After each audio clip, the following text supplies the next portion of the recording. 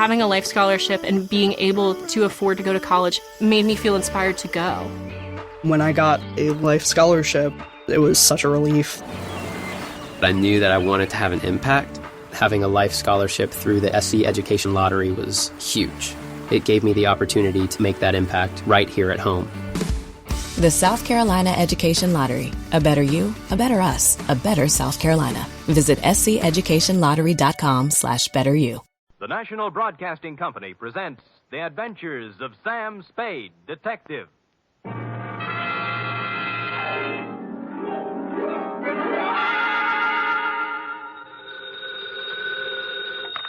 Sam Spade Detective Agency. Me, sweetheart. Oh, it's you. What kind of a greeting is that? Oh, it's you. Well, Sam, I may be only your secretary and all that, but I do have feelings, you know. What have I done now? If you'll recall... Yes? You were supposed to take me to the Geary Theater last night. Yeah? And you never showed up. Well, Effie, Oh, I know. You'll make up some big story like you always do. Always an excuse. No, I'll try to tell you the truth. And then... The truth. It'll probably be a story about at least 2 or 3 people being killed. Yeah? How you had to be there to straighten the whole thing out. Well, as a matter of fact... And then there'll be beautiful women with hair like carved smoke and crimson slashes for mouths. You would leave that out. Now that you mention it, Effie... And you'll throw in shooting and getting knocked out and glass keying your way into houses and anything else you can think of. Effie... Well, if you think that I'll fall for that... Effie, will you please... What's your big fat story? You've already told everything about it, but the title, I might as well add that. My big fat story is called The Shot in the Dark Caper.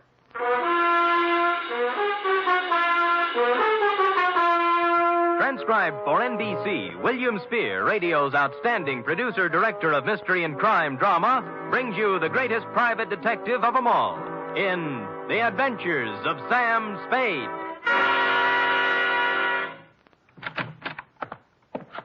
Effie? Yes, Mr. Spade. Now, Effie, don't be like this. I promise you tonight, right after this report, we'll go to the theater. And we'll have dinner, too. Any place you want. Sound good?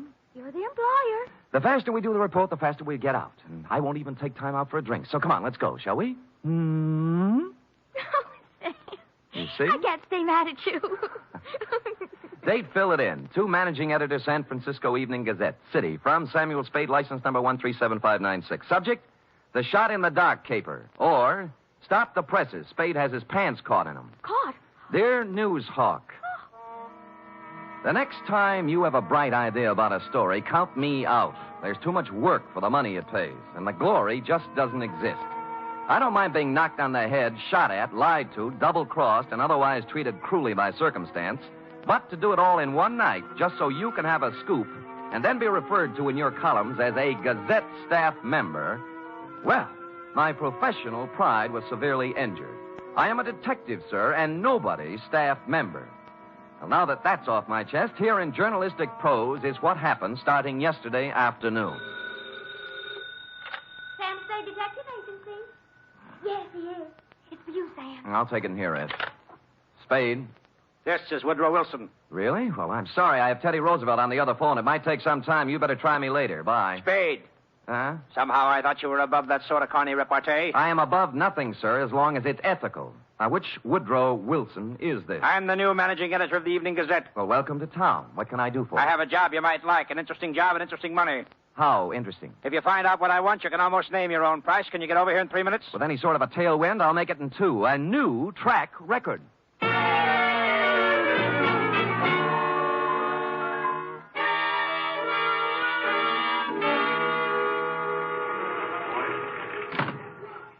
Take a seat, Spade.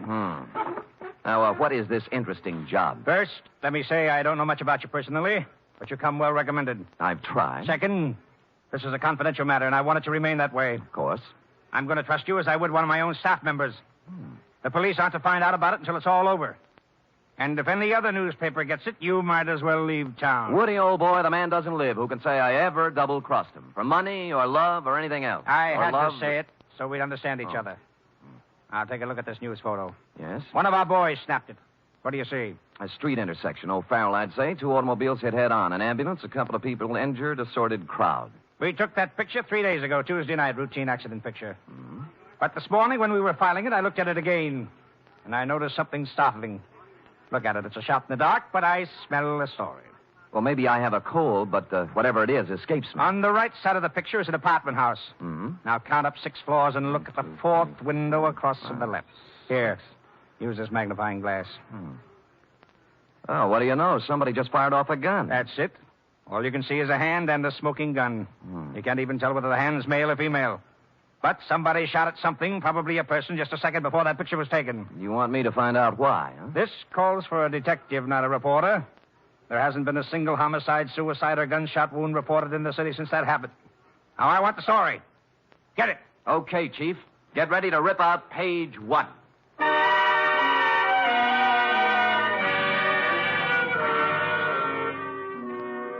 The apartment house was the Greystone. It was actually an apartment hotel and a little shabby.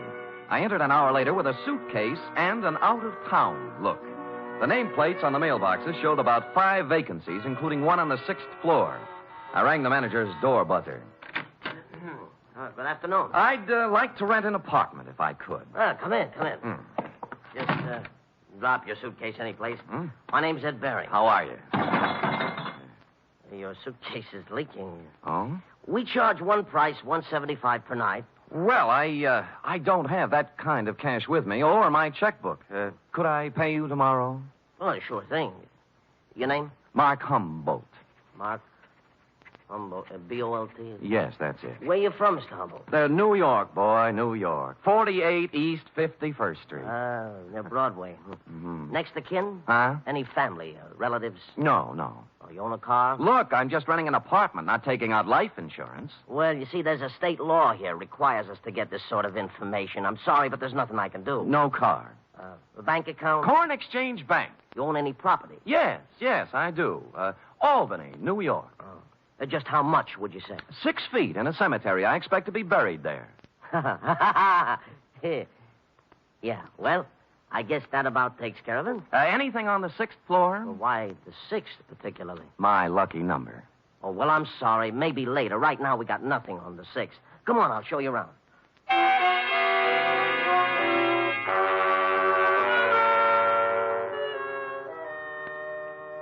In a few minutes, I was ensconced in room 512.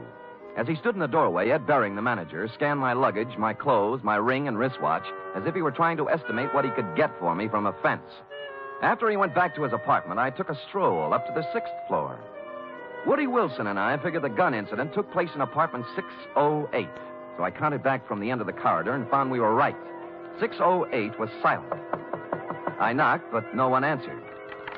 So I sprung the lock and went in. The place was absolutely empty. No furniture, no nothing. In fact, it was being completely remodeled. It's gonna look swell when they finish, huh? Huh? I said it's gonna look swell. Well, where did you come Oh, from? gee. I guess maybe I startled you, huh? A little. I was just coming down the hall, taking some of these groceries in, and I saw you standing there. You're new here, huh? Huh? Yeah. Here, let me carry some of those things. Well, say thanks. You're the kind of man a girl should have around. Well, I've tried to convince several of that. Oh, who are you kidding? A big, handsome guy like you wouldn't have any trouble getting a girl? Well... At least not if I was the girl. Well, you know best. My place is down here. Shall we go? Well, why not? My name's Honey Kane. What's yours? Mark Humboldt. Gee, what a fascinating name. Oh, not half as fascinating as yours. Really? Say, isn't it wonderful how fate just throws two people together?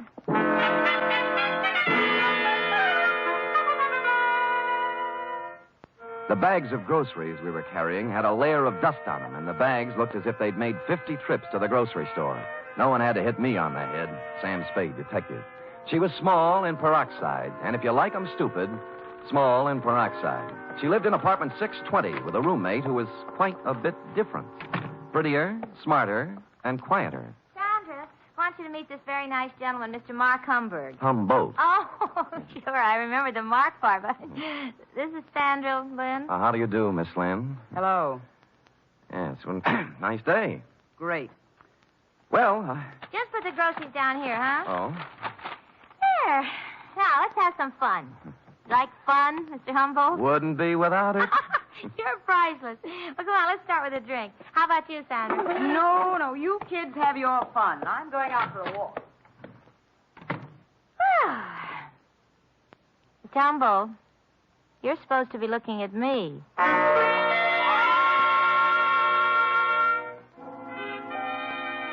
An hour later, under the pretext of going out for some snuff, I shook her off and left. The next half hour went to giving the apartment house a thorough casing. I looked at all the names on the mailboxes, and the only one that rang a bell was one Max Barstow, a former heavyweight who never got past club fighting. I inquired about him of charming Ed Bering, the manager. Max Barstow? Yeah, I tried his apartment. He isn't home. Yeah, well, you see, he won't be home for some time. You see, he took a vacation. Went to visit his family in Portland. Well, when'd he leave? Last Tuesday night. I remember him saying, Ed, I won't be back for a while. Look after things, will you? Well, you have a good memory. Yeah. Hey, can you tell me something about those two girls in 620? Why? One of them made a pass at me. Well, mister, I feel this way. I rent apartments to responsible adults. What they do is their business. You won't get any trouble from me. Now, that isn't what I asked. I always like to be sure. Now, are they honest, hard-working girls? I don't know nothing about them, but let me tell you something confidential, mister. Why look a gift horse in the mouth?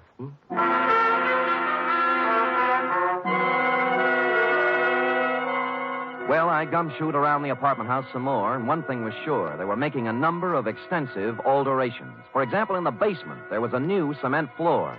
Said cement floor had been laid, I was told by the janitor, Wednesday morning. The morning after a gun was fired in 608. The same morning on which Max Barstow suddenly left to visit his parents. And about here in the plot, it was dramatically correct to wonder if Max might be sleeping under the furnace with a new cement overcoat covering him. I went back to my apartment for a couple of long ones and some thought. It was getting along about supper time when there was a feminine knock. I guessed it to be Miss Room Service herself, Honey Kane. But no. Better. Much better. May I come in? You may. Shall I leave the door open? Well, I'd rather you closed it. Anything to make you feel at home. Drink? No, talk. Oh. What are you doing here, Sam? The name's Humboldt, Mark Humboldt. All right, play it any way you want. But I've seen you around. I know who you are. You move in today, and half hour later you find our apartment. Why? Your apartment found me. At least half of it did. The gift horse part. Maybe so, but I figure you helped a little somewhere. You just realized your business needed to hire someone yesterday. How can you find amazing candidates fast? Easy. Just use Indeed. Stop struggling to get your job post seen on other job sites. With Indeed sponsored jobs, your post jumps to the top of the page for your relevant candidates, so you can reach the people you want faster. According to Indeed data, sponsored jobs posted directly on Indeed have 45% more applications than non-sponsored jobs. Don't wait any longer. Speed up your hiring right now with Indeed. And listeners of this show will get a $75 sponsored job credit to get your jobs more visibility at Indeed.com/ARTS. Just go to Indeed.com/ARTS right now and support our show by saying you heard about Indeed on this podcast. Terms and conditions apply. Hiring? Indeed is all you need. What are you trying to get on us? Nothing. I just moved in here for a place to live. With one suitcase and a bottle? Oh, I'm an actor. Look, whatever it is, lay off, will you? I've had enough trouble in my life. Things are just starting to go right. Sandra, I don't know what's on your mind, but as far as I'm concerned, you're clean. All right. Maybe I made a mistake. I'll try to make it up to you sometime. Well, maybe you can start right now. I think I'll open the door again. Just a question. Seen anything of Max Barstow lately? I knew it was something. I knew it. No, I haven't seen Max Barstow lately. He went somewhere to visit his family, and I'm telling you, either leave me alone or something's going to happen to you. You won't lie.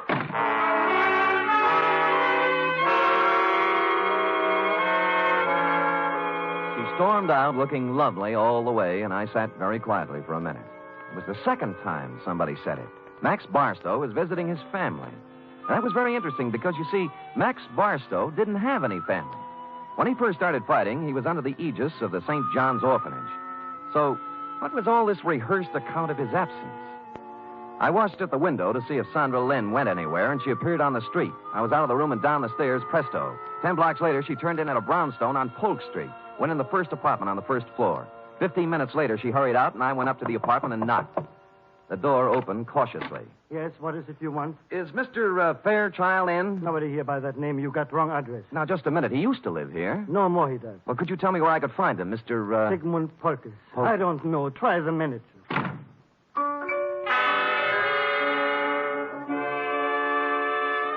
On the way out, I looked at the card on his door buzzer. It listed his apartment as belonging to a Mr. Rothschild. At the moment, there was nothing to be made out of it, so I went back to the Greystone. And when I got to my room, it was very obvious that I'd been visited during my absence. Yeah? Oh, it's you. What happened to my suitcase? I'm sorry, Mr. Humble, but I didn't realize it before. You see, that apartment was already rented, so I guess you'll have to find one someplace else. Look, you have 4 other vacant ones in this apartment house. Give me one of those. Sorry, no vacancy. Well, then give me my suitcase. Yeah, that's the one that leaks. Just a minute, I'll bring it out, Mr. Humble. I'll go in and get it myself, Mr. Barry. I said stay out. I said I'll go in and get it. Right, you will.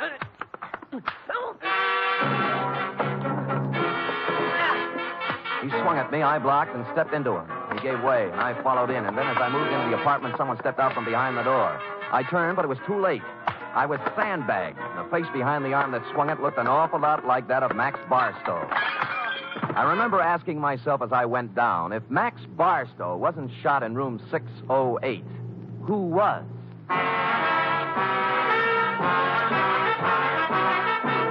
You are listening to the weekly adventure of radio's most famous detective, Sam Spade.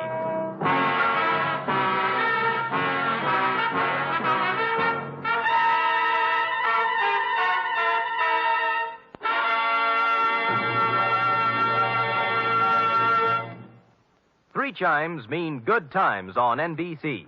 On Sunday, March 4th, that's 1 week from this Sunday, Theater Guild on the Air will present radio's most exciting dramatic event. It's a full hour-and-a-half presentation of Shakespeare's immortal Hamlet. John Gielgud will portray Hamlet, Pamela Brown, the Queen, and Dorothy Maguire will appear as Ophelia.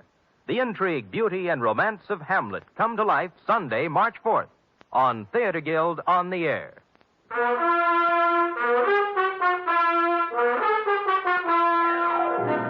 And now back to The Shot in the Dark caper, tonight's adventure with Sam Spade.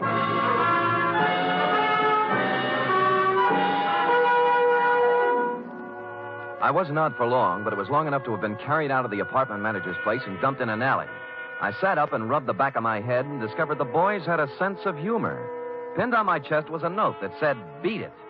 This time, when I went back, I had my gun handy to hand. Nobody was home at Mr. Baring's apartment, so for something to do, I looked in on Max Barstow's diggings, 413. I glass keyed in and turned on the lights. And a search revealed items, a rent receipt showing Max was paid up for 2 months and intended to stay put. But more interesting were 2 phony detective badges, a policeman's uniform, and a flash camera. Couple these with a dossier on a man named Sigmund Pulkus, and I knew just what Max had been doing since the fight game stopped paying his bills. It read, Sigmund Pulkus, 60 years old, Minneapolis, just sold 2 restaurants for $175,000. Intends to retire and settle down in San Francisco. That's as far as I got when Honey poured herself on me again. Yeah. What are you doing in Mr. Barstow's apartment? Come in. Max, you shouldn't be here. Mr. Barstow ever found out. Honey, you can drop the act. Max. You know who I am, and I know who you are. You're part of the bait for one of the oldest rackets in the world. The Badger Game. Who, me? You. All right, Sam. I didn't know who you were at first until Sandra told me. Now, you tell me, what are you doing in Max's room? A number of things. First of all, getting enough evidence on him to give him a free vacation on the state. Second, I wanted to see who would show up and why. Now, what's your story? I just dropped in to see if Max was here. Try again. Sam, if I tell you anything, will you leave me alone? If I can bear it. I came over to get some things from Max. You know. Where's he staying? Right across the street in the Arlington, 314. Ed Baring manages both apartment houses. Why doesn't Max stay here? Who are you working for, Sam? I'm just asking. A client. Not the police? No. Sam, I don't have a thing to do with the mark Max is working on now. Sigmund Pulkus. Some old man. Did you hear any shooting here last Tuesday night in apartment 608? Oh, Sam, I didn't hear a thing. Not a single thing. All right, get whatever you came for, but remember this. You tell Max I was here, and I'll tie you into something that'll get you Tehachapi if it's the last thing I do. Oh, sure.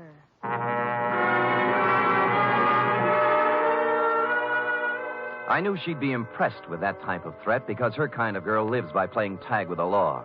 They want to be it as seldom as possible. I finished the dossier on Pulkus and thought a more businesslike visit to the old man was in order. What is it? Oh, you. I want to talk with you, Mr. Polkus. Come in. I want to talk to you. Now. Now, stand right where you are. He was pointing a gun in one shaking hand right at my chest. And as close as I could tell, it looked very much like the gun I'd seen in your picture, Wilson. And the hand that held it was the very same hand. I tried to think of something clever to say. At this stage of my life, it would be very easy to shoot you, mister. Look, I came here maybe to help save you a lot of trouble. Now, if you listen to me, I know why you came here, because I killed Max Barstow. I'll give you a choice. Will you take money, or will I shoot you right here? I'd take the money, but you didn't kill Max Barstow. Don't tell me what I did when I know what I did. Sandra told me one of his gang members was looking for me. But she doesn't understand the power of money. How much will you take to leave us alone to our happiness? What is Max Barstow to you now that he's dead? Look, I don't want any money. I just want it. I felt like a ghost. The gun was pointed directly at me, but nothing hit me. I was surprised, albeit gratified. The little man must have thought I was wearing a bulletproof vest. He didn't look surprised, though. He just folded. I disarmed him and pushed him down into a chair. I had to do it. I had to. I couldn't let you spoil the only bit of happiness I had left in my life. Mr. Polkus, you tried to shoot me, and I'm grateful. It told both of us something. To begin with, you can't kill anybody with blanks in your gun. Blanks? I don't know blanks. Where did you get the gun? I always have guns. Always? And you don't know the difference between real bullets and blanks? You got it from Sandra, and she loaded it, right? Maybe you should know, gangster. Look, I'm a private detective named Sam Spade. Now, if you'll help me, I'll help you. When did Sandra give you this gun? Last Tuesday? Yes. Did you use it to shoot Barstow? Yes. Then he couldn't be dead, could he? This gun wouldn't kill a fly, and besides, I met Max Barstow tonight, alive. I saw him fall to the floor, and blood came out of his coat with my own eyes. Mr. Polkus, you just came from Minneapolis with $175,000. You walked into a shakedown gang. They're after your money. That girl Sandra's just bait. Oh, don't speak about Sandra that way. Sure, she tried to shake me up for money, but only because that meant that Barstow make her. She was a slave. She couldn't get away from him. Why did she stage a phony murder with you killing Barstow? Oh, I don't know. I'm so confused. Tell me how it happened. Oh, Barstow posed as a policeman. He found me in Sandra's apartment. I was supposed to pay him $5,000, but Sandra told me she loved me, and Barstow was a racketeer. We were to meet in apartment 608 for to pay him. She gave me a gun to frighten him with, but instead I killed. Nuts, $5,000. They knew how much money you had, and they wanted to get all of it away from you on a phony murder scare. Sandra doesn't want my money away from me. She loves me. Mr. Polkus, I'm sorry disillusionment should come to you so late in life. But... I say she loved me, and I can prove it. How? This morning, she became Mrs. Sigmund Polkus.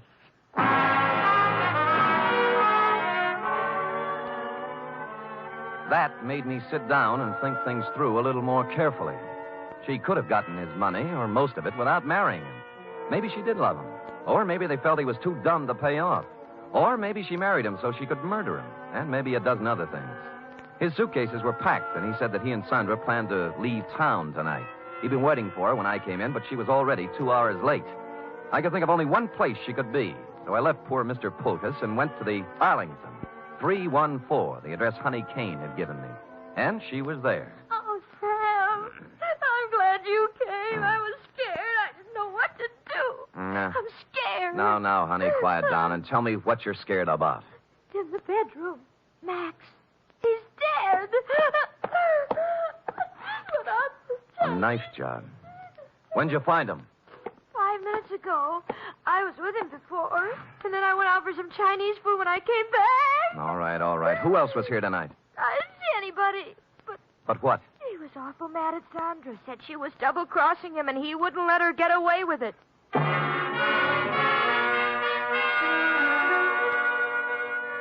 I went back to Polkus's place.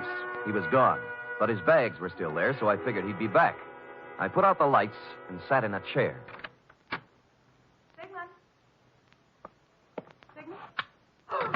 Go ahead. Ask me what I'm doing here. Where's Polkus? Well, if he's smart, he's on a train back to Minneapolis. I'm going to look for him. You're not going anywhere. Sit down. Oh, yes, I am. I said you're not going anywhere unless it's to jail.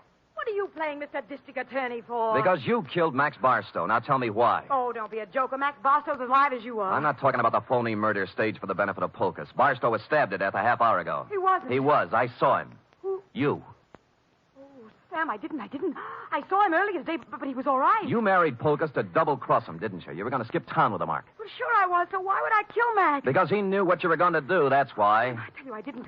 I couldn't kill anybody. What did you have planned for Polkus? A shove over to the Grand Canyon? No, I love the old guy.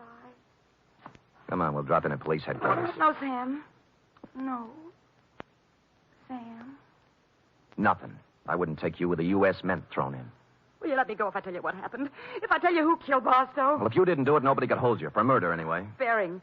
Ed Bering did it. We planned the whole thing together. It was a freeze-out on Barstow. Somehow he found out Ed had to take care of him. I didn't have anything to do with it. I tried to tell him not to. Tried to tell him not to what? Ed. I've got a gun in my hand, Bering. So have I. Which one of us is going to shoot first? You wouldn't shoot.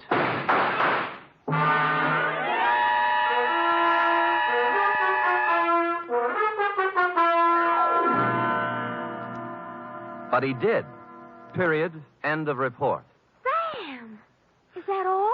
Well, what do you want? An echo? No, but he shot you and you're all right. Mm-hmm. Were they blanks like the other guns? They were not. They were genuine steel-jacketed bullets. But, You didn't listen carefully enough, Effie. I figured he'd shoot right away. He did, once. Just as I jumped sideways and fired 2 shots back. Did you kill him? No, but he's down with a little case of lead poisoning, though, under police guard. You're wonderful. It's true. All right, go type it up. Off with him.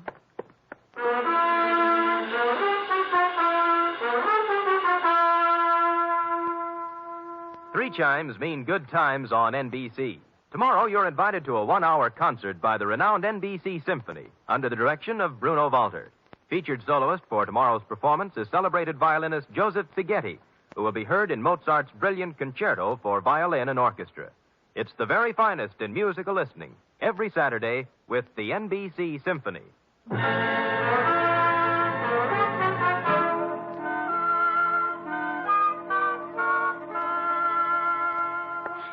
it is, Sam, but there's something I don't understand. To wit. Well, what happened to nice old Mr. Polkus? Why wasn't he in his apartment waiting for Sandra? Well, he did just what I thought he should have done. He walked down to the railroad depot and got on the first train for Minneapolis. Who knows? Maybe he's opened a new restaurant. Yes. And, what happened to Sandra? Well, she's being held as an accessory to murder, among other things. Well, if they were married... That's enough, Effie. That's enough. Do you want me to make everything so simple that everybody will be able to figure it out? No, but But you what? I get so confused sometimes. That's most of your charm, Effie. You know, if you were brisk and efficient and cold, we'd never have any fun, would we? I guess not, Sam. We do have a good time at times, don't we? Yes, we do indeed. Like right now. Come here. Oh, Sam. Fire in a man's veins. Maddening, that's what. Don't say any more, Sam. I don't know what I might do. I'd love it, whatever it was. I better say good night, Sam. Good night, Sam. Good night, sweetheart.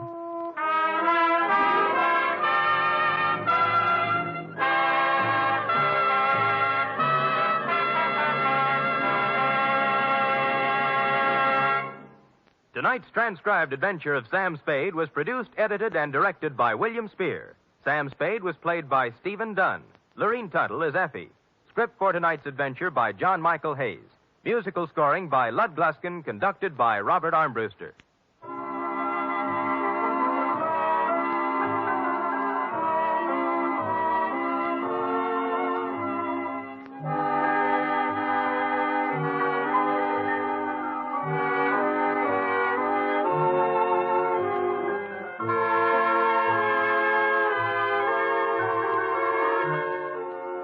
Join us again next week, same time, for another adventure with Sam Spade. Sam Spade lives a life of peril. Well, in these days, we all live in a time of peril. Each of us is contributing something to help meet the emergencies that we face as a nation. There's one definite thing that every one of us can do to help. February 28th is being celebrated as Red Cross Day. Supported by the people and schooled by years of experience in war and peace in times of disaster, the Red Cross has now been assigned unprecedented tasks in the interest of national security and world peace. You can help mobilize the forces of mercy for the protection and defense of your family, your community, and the nation through generous support of the 1951 Red Cross Fund campaign. Join the magnificent Montague, then it's Duffy's Tavern on NBC. Having a life scholarship and being able to afford to go to college made me feel inspired to go. When I got a life scholarship, it was such a relief. I knew that I wanted to have an impact. Having a life scholarship through the SC Education Lottery was huge. It gave me the opportunity to make that impact right here at home. The South Carolina Education Lottery. A better you, a better us, a better South Carolina. Visit sceducationlottery.com/betteryou. You just realized your business needed to hire someone yesterday. How can you find amazing candidates fast?